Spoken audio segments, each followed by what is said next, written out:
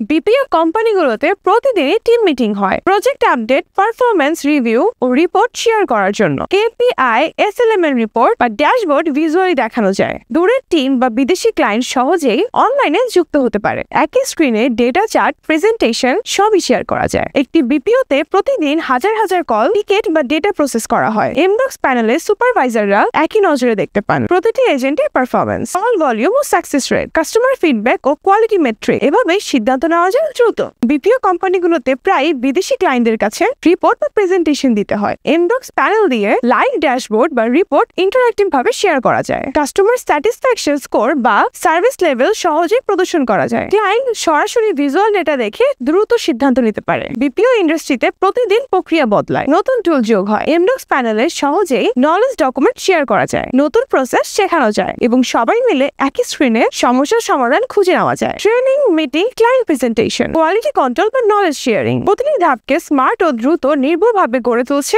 এমডক্স interactive panel. BPO ইন্ডাস্ট্রির জন্য এটি শুধুমাত্র একটি টুল নয়, সাফল্যের এক নতুন প্রযুক্তিগত ভিত্তি।